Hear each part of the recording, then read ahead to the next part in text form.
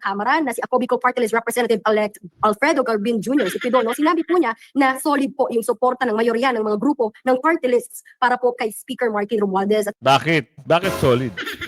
Magkano na naman? Senador o senador para makapag-meet sa isang nasa sakdal o harap sa isang impeachment case. Having said that, wala namang masama. Under normal circumstances, walang masama kung mag-courtesy call kami sa second highest official of the land.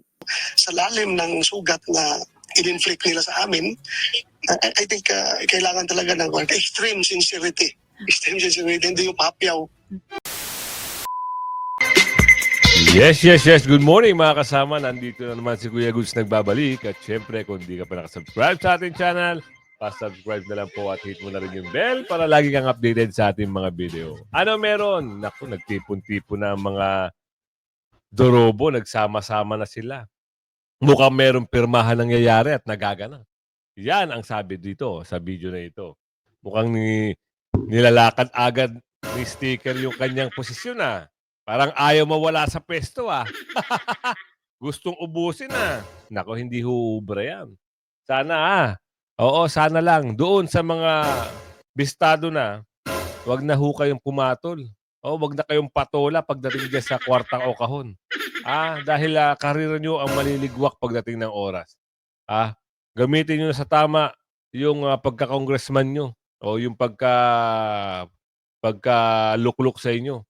Isilbi nyo sa taong bayan, hindi puro pandodorobo. Ano meron dito, sabi ni Robin?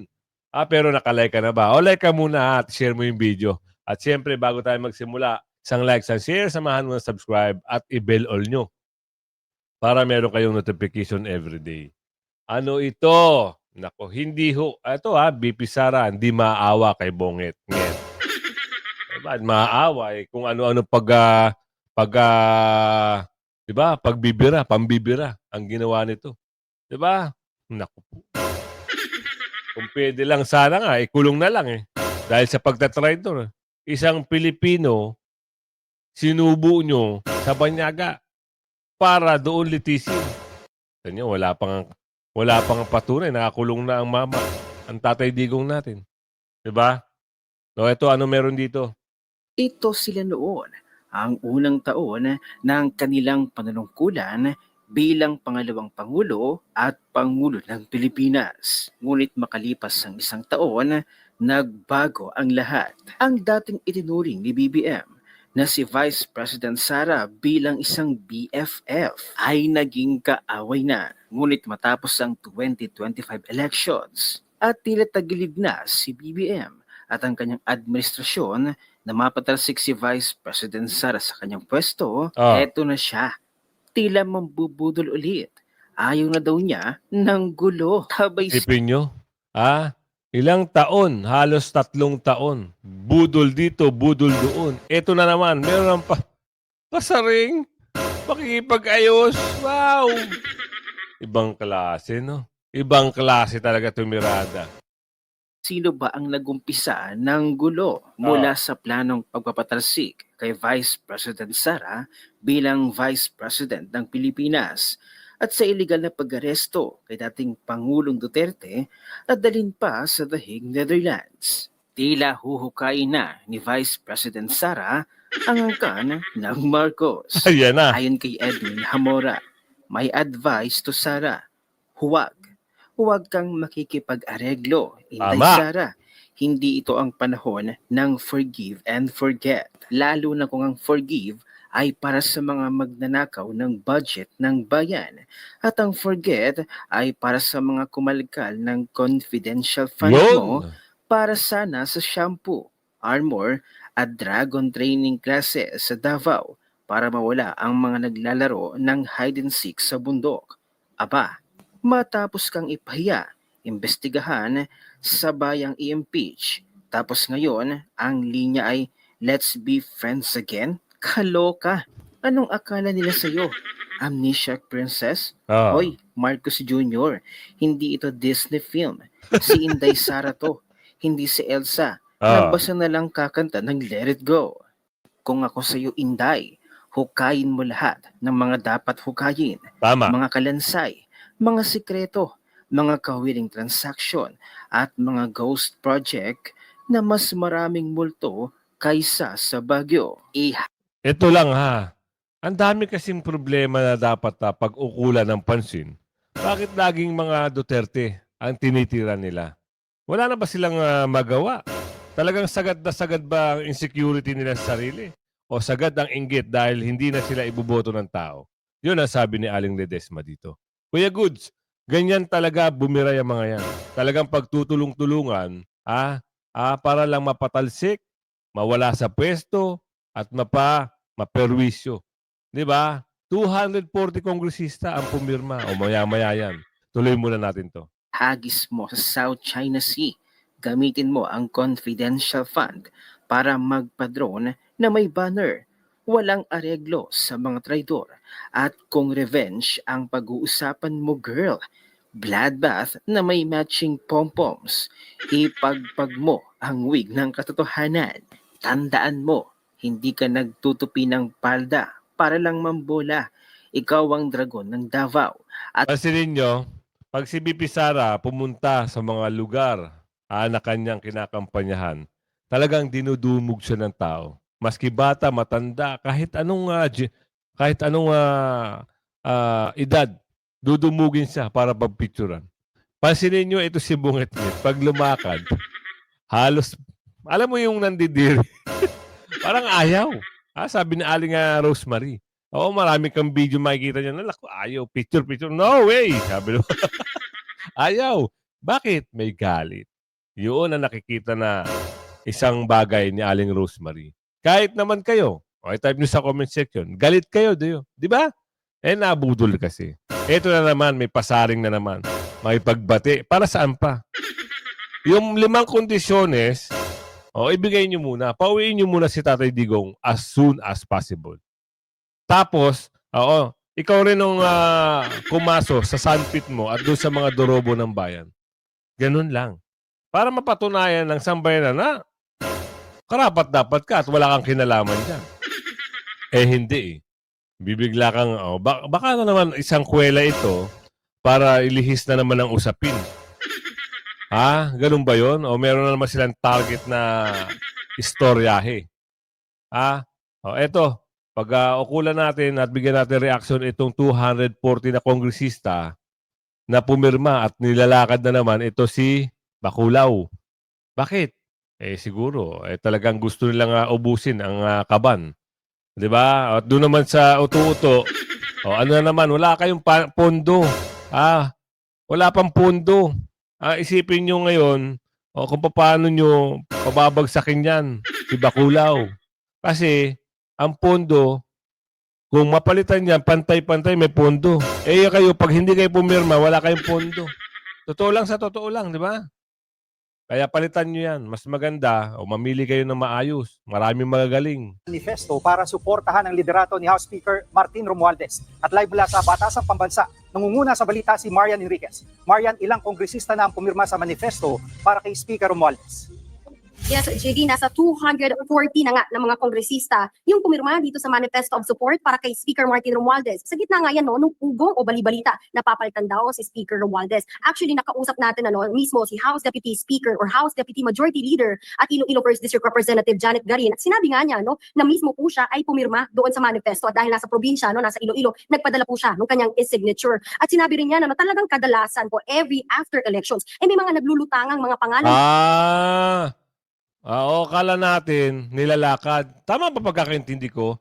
Higit sa 240 kongresista pumirma sa manifesto of support. Oo nga. Di ba? Baka nilalakad nga. Tuloy natin to. Niya na gustong lumaban kumbaga dito nga sa pagka-speaker at sinasabi niya ito yung tinatawag daw nila na point of negotiation kung saan maaari itong mga pangalang ito ay naghahangad, nagsisik po ng powerful positions o yung mga tinatawag na maaari po ay committee chairmanship tulad ng Committee on Accounts, Committee on Appropriations or even po itong pagka-majority leader. So sinabi po yan ni Garina, yan yung napapansin po talaga nila. Ang isa nga pangalan na lumutang na maaari pong lumaban sa pagka-speaker ay si Navotas Representative Toby Chanco na siya pong naging campaign manager ng Alyansa para sa Bagong Pilipinas noong Senate state ng administrasyon. At actually nakausap daw mismo ni Garin si Chanco during ng campaign and even after the elections. At sinabi po niya na mukhang wala naman daw pong intensyon si Chanco na tumakbo sa Ito na yung istoryahe. Ito mabigyan lang natin ng isang reaction to. Opinion. Ganto. Bubulgar mo, halimbawa lang bubulgar mo yung mga kapalpakan na ganto ka mo na kaya natalo ang alkansya dahil doon sa mga kongresista na pumirma. Tapos lulutang ang pangalan mo dito na lalaban ka. Ano ito? Isang laro? Parang may boom! Tapos biglang ikaw na ang susunod na tatakbo, kakalabanin mo si Sticker. Baka merong sabuatan na naman isang kulay, tapos parehas naghahangad na umupo, o pakawala ni... Hindi natin malaman Opinion lang naman, at tayo ay reaksyonista. Sa tingin nyo mga kasama, ano yung nangyayari ngayon dito? Bigla siyang may pangalan na kakalabanin. Ito si kung halimbawa nga hindi pumirma ito, si boss Amo Manager, halimbawa lang hindi siya pumirma. Kaso, nakagrupo pa rin siya dito kay Bongetngit. Di ba? Alamin natin yan sa mga susunod. Magulo pa ito Oo, hindi pa tayo kumbinsido kung talagang siya bang kakalaban kay Sticker o meron lang silang banibagong playbook. sa pagka-speaker. At even yung isa pa na lumabas nga na pangalan, si Congressman or Negros Occidental 3rd District Representative-elect Albi Benitez, magbabalik po sa Kamara, lumutang din yung kanyang pangalan. And sinabi nga ni Green, isa po yung kilalang stalwart ng Visayan Bloc, pero wala pa raw kumakausap sa kanila. Itong si Benitez, hindi pa raw sila kinakausap. Even her, hindi pa rin po niya nakakausap personally. Kaya ito nga yung mga sinasabi lang, lumulutang lamang ito after elections. Samantala, siniguro naman po nung magbabalik din sa Kamara na si Acobico Party List Representative-elect Alfredo Garbin Jr. si Pidono, sinabi po niya na solid po yung suporta ng mayorya ng mga grupo ng party lists para po kay Speaker Martin Romualdez. Bakit? Bakit solid? Magkano na naman? Meron na naman ganon? Lak ng bugi naman. Hindi na kayo magtigil sa solid na yan. Nilalaro lang kayo ng sa bagay, may nagsabi. Ito, ewan ko kung totoo. Talagang nilakad nila yan. Yung isang kaibigan ko na taga Bicol, 16,000 ang pinakamataas, 10,000 pinakamababa. Di umano, diyan sa Bicol. Nung kasagsagan ng... taga Bicol, mag-comment ka kung tama ako. Para malaman natin dito. Kasi ito hindi... Kwento kwento. Pero hindi ito kwentong kutsero. 16,000 o 15,000 tapos mababa 10. Basta isolid lang daw yung... Alam nyo na. Sila ang gumagawa talaga. Ng alin. Alam nyo na At sinabi pa nga niya na maaaring hinihiwalay na po ni Chanco yung sarili niya sa supermajority matapos nga inilabas yung mga pahayag po against the impeachment po kay Vice President Sara Duterte. Actually, hindi pa talaga malinaw kung magkakaroon nga ba ng pagpapalit ng liderato dito sa Kamara. Pero sa June 2, sa pagbubukas po muli ng sesyon ng Kongreso, doon pa po magkakaalaman kung may mga maglulutangan pang mga pangalan na lalaban sa pagka-speaker. Yan muna ang meron. Posible. Meron dyan. Mas maganda yung tahimik lang, parang si Mark. Mark, tahimik lang. Kasi hanggat ngaw ka ng ngaw, di pwede kang matalo. Diba? Yung kailangan matahimik ka lang para pagdating ng eleksyon ng pagka-sticker, pasok ka sa banga. Ano naman si negosasyon sa posisyon? Ito daw yung negosasyon sa posisyon sa Kamara. Ibang klase, mga kasama. May negosasyon. Meron talaga. Hindi talaga nawawala ang negosasyon nila. Magkano? Ang tanong, magkano? Every time kasi may panibagong Congress, talagang gano'n, no? Maraming ugong-ugong, may mga ibang naging interest, may ibang mga tatakbo. Usually naman, yung iba nito, karamihan nito, ay napupunta doon sa negotiation. So meron ibang gustong tumakbo para magkaroon ng negotiating arm for other powerful positions in Congress. Chairperson sa House Committee on Appropriations o ang panel na may oversight function sa lahat ng isyung may kinalaman sa paggastos ng national government. Committee on Accounts o ang House panel na may jurisdiksyon sa lahat ng may kinalaman sa internal budget ng Kamara, kabilang na ang budget preparation, submission at approval, disbursements, accounting at financial operations. At House Majority Leader na ang pangunahing Wala na yan, talo yan. tungkulan ay maging tagapagsalita ng majority party at pangunahan ng deliberasyon sa plenaryo ng Kamara. Ilan lamang ito sa mga makapangyarihang posisyon sa Kamara bukod sa House Speaker. Ayon kay House Deputy Majority Leader, Iloilo 1st District Representative Janet Garin, tuwing pagkatapos ng eleksyon at pag-uumpisa ng panibagong kongreso, maugong ang usapin ng pagkakaroon ng palit liderato sa Kamara. Paniniwala ng kongresista para ito sa negosasyon sa mga kapangyarihang pwesto sa House of Representatives. Well, usually kasi ang yung iba kasi they would vie for the speakership and negotiate to be either the minority leader or the chairman of the Committee on Appropriations or chairman of the Committee on Accounts or chairman of the Committee on Energy, majority leader. Marami po kasing yun po yung mga powerful positions in Congress. Alam na alam nila, no? Powerful position. Ang gawin natin ganito. Doon sa mga dapat palitan na yung ganito, no? Dapat ang gawin ng maiba lang para walang pili-pilian. Pagbotohan din kung sino magiging Speaker of the House. Pagbotohan din ng mga Pilipino, ng mga mamamayan. Hindi ito kasi minsan nagsasabwatan na sila. Kung saan makikinabang, yun ang iboboto. Tama sa tama. 'Di ba? Isipin niyo mabuti. Kung ito papalitan ng COMELEC na kung sino ang pwedeng maging House Speaker, doon, sa bagay, hindi pa kasi malalaman kung sino nanalo no? Sa bagay, tama. Meron nga namang punto. Pero, mas maganda, palitan na. Para wala nang pag-usapan, palitan na. Ilang naman si Congresswoman Garin sa mahigit 200 kongresistang pumirma na sa Manifesto of Support para kay Speaker Romualdez. Ilang araw matapos ang May 12 midterm elections, lumutang ang ilang pangalan na posibleng maging contender ni Speaker Romualdez sa 20th Congress. Kabilang narito sina Navotas City Representative Toby Chanco, campaign manager ng Alyansa para sa Bagong Pilipinas, Bacolod City Representative-elect Albi Benitez at Ilocos Norte Representative Angelo Marcos Barba. Samantala, may reaksyon din si Congresswoman Garin sa pahayag ni Vice President Sara Duterte na nais nitong tumakbo sa pagiging House Speaker o Minority Leader ang kapatid na si Davao City Representative Paulo Pulong Duterte. So ang sagot niyan dapat manggaling muna kay Kong Pulong. Will he have the time and will be willing to sacrifice his time to serve either the majority or the minority? Parang ayaw mo hintayin natin. Baka magdesisyon sa bandang huli. Oo, pero yung parang, ayaw mo ba? Boss, amo, manager. Wag naman ganun, no? Bigyan natin, Mali mo, mabago na yung pandudurobo dyan. Diba? Pag umupo yan si Pulong, halimbawa lang, manalo. Wala na kayong 777. Wala nang 150. Kaya yung gusto ng boss nyo at gusto na nakararami, magkano? Ayan na naman, magsisimula naman yung attacking na. Nagtipaklong naman. Diba? In Congress. And of course, kasama dyan, yung palagi siyang magiging magdedebate, mag-interpolate, palagi magsasalita. Sa Hulyo, nakatakdang magbukas ang 20th Congress. Rosa Licos, UNTV News and Rescue. Diyos ang aming sandigan. Ayun. Ito, pakinggan natin ang sinabi ni Senator Bato.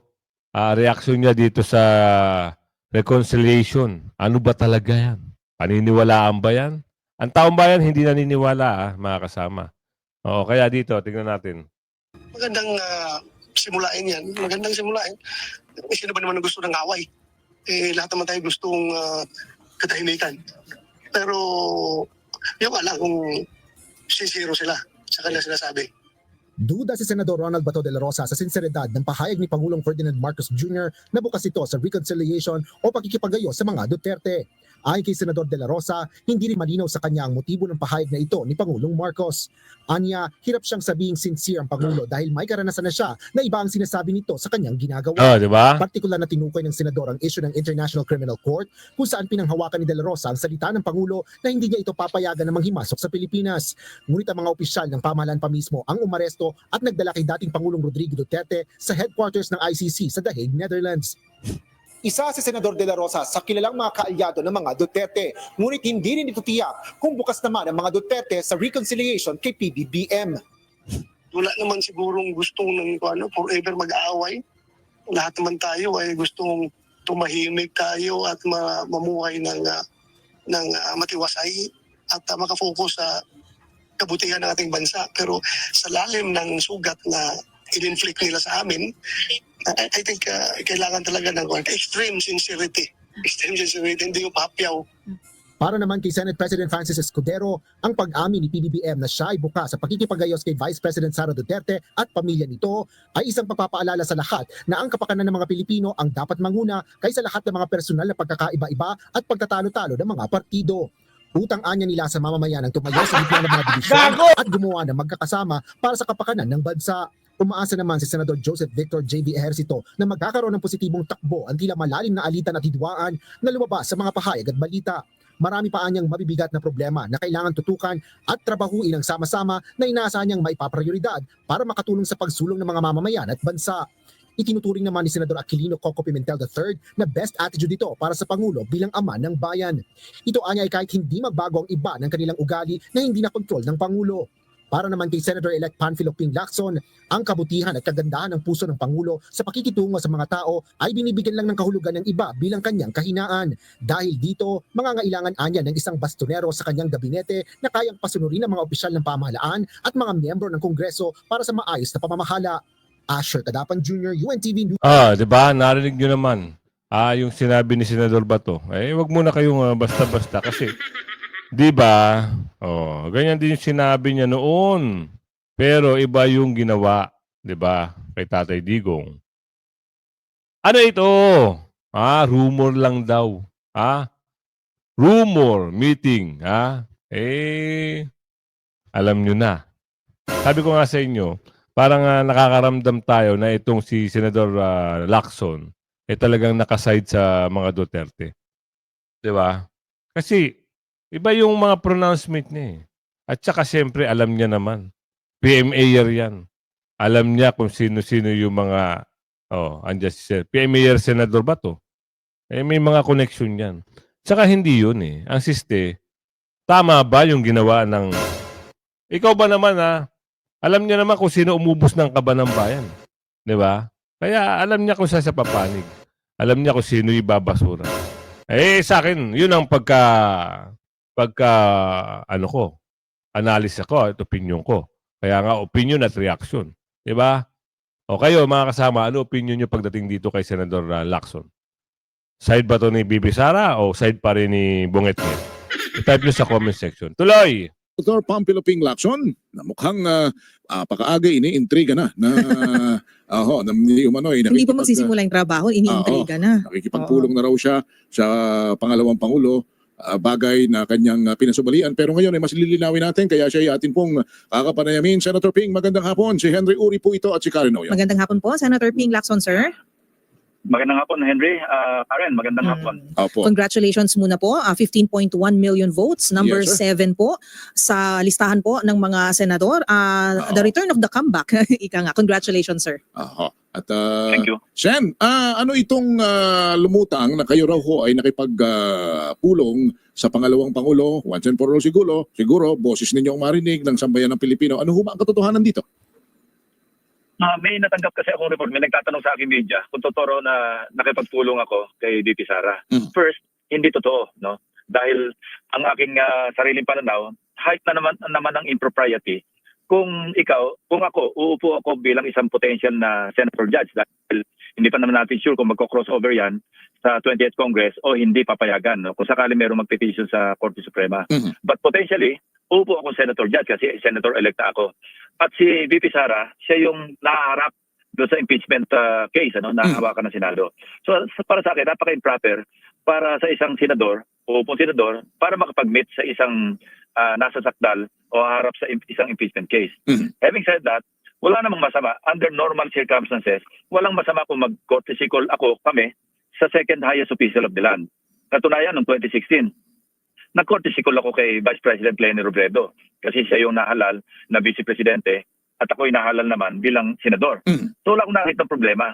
Pero kung ganyang merong mga issue involved like an impeachment case, teka muna kasi parang mahalay tingnan na makipag-usap, makipag-meet kung ano man yung kadahilanan para makipag-meet. At kahit po may humimok sa inyo, may umimbita sa inyo o may magpayo sa inyo na makipagpulong at magkortesiya tayo sa pangalawang Pangulo dahil sa inyong delikadesa, hindi rin po ninyo gagawin sa mga panahong ito.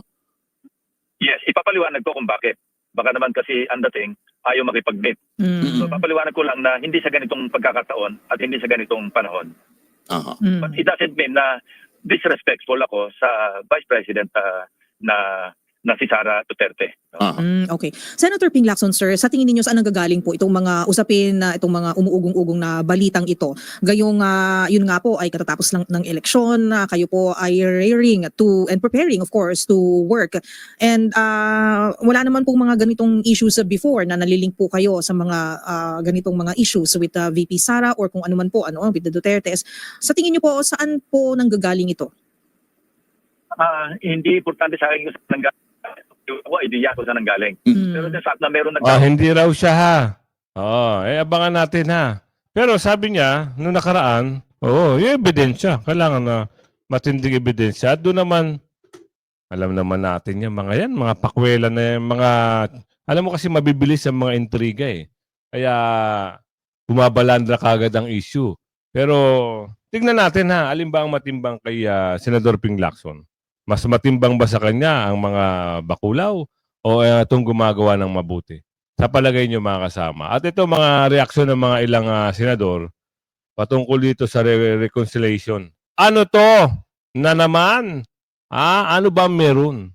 Ano ang meron dito sa mga usapin? Na ang mga nakaupo at bagong halal na senador sa pahayag ni Pangulong Bongbong Marcos Jr. hinggil sa posibleng reconciliation sa pamilya Duterte. Para naman kay Senate President Francis C. Escudero, ang pahayag ni PBBM ay paalala na dapat unahin ang kapakanan ng taong bayan kaysa personal na hidwaan ng mga partido. Umaasa naman si Senator J.V. Ejercito na magiging positibo ang takbo ng matagal ng alitan, lalo't marami pang seryosong problema ang kailangan pagtulungan para sa pagunlad ng bansa. Ay naman kay Senator Coco Pimentel, tamang asal ito para sa Pangulo bilang ama ng bayan. Kahit hindi magbago ang ugali ng ilan na wala na sa kontrol ng Pangulo. Para naman kay Senator-elect Ping Lacson, ang kabaitan ng Pangulo ay minsan tinitingnan ng iba bilang kahinaan. Kaya niya, kailangan niya ng isang bastonero sa gabinete na kayang pasunurin ang mga opisyal at mga babatas para sa maayos na pamamahala. Samantala, nananatiling may duda si re-elected Senator Bato de la Rosa sa sinseridad ni PBBM kung talagang bukas itong makipag-ayos sa mga Duterte. Wala naman sigurong gustong forever mag-aaway. Lahat naman tayo ay gustong tumahimik tayo at mamuhay ng matiwasay at makafocus sa kabutihan ng ating bansa. Pero sa lalim ng sugat na in-inflict nila sa amin, I think kailangan talaga ng extreme sincerity. Extreme sincerity, hindi yung papyaw. Gets nyo? Extreme sincerity. Dapat ganun. Huwag yung pahapyaw naman kasi parang wala naman yun eh.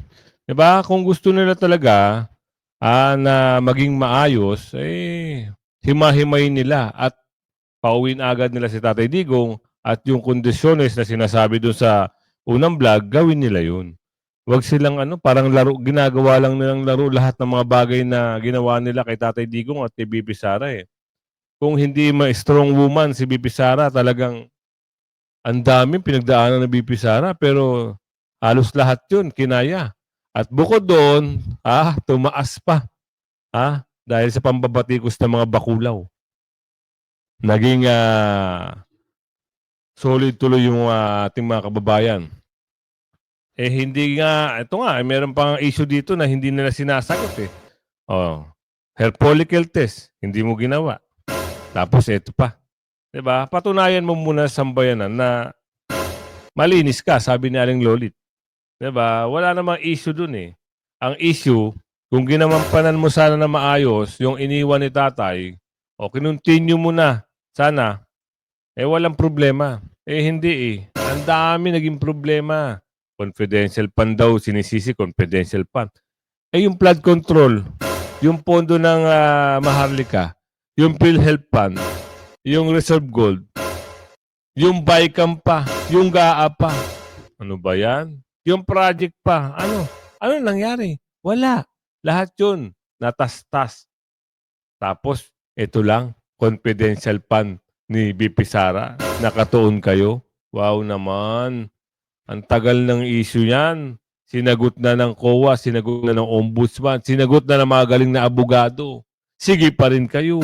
Nakasulong pa rin na impeachment. Kung pwede lang kayo murahin ng kababayan natin, mumurahin kayo. Diba? Masyadong panggigipit. Ngayon lang yan nangyari ha. First ever in the history na nagkampi-kampihan ng mga bakulaw sa bagay. O kung hindi lang magaling ang mga Duterte sa pamumuno noon, may mangyayari na naman mapapa-impeach. Oo. Pero ngayon hindi ito aabante dahil andyan yung mga galing na abogado ni BP Sara at siyempre andyan si Senador Marcoleta. Babaka pa ni Senador Marcoleta yan. For sure. Siya lang ang congressman noon na bumakap kay BP Sara hanggang ngayon. Kaya salamat Senador Marcoleta, hindi mo bibitawan si BP Sara. Ilalaban mo siya. O yan, kung mabot ka man sa video na ito, sabihin mo kung saan lugar ka at siyempre shoutout sa iyo ha, bonggang-bongga. At abangan nyo lagi ang ating daily upload, morning and evening hanggang sa muli. Bye-bye!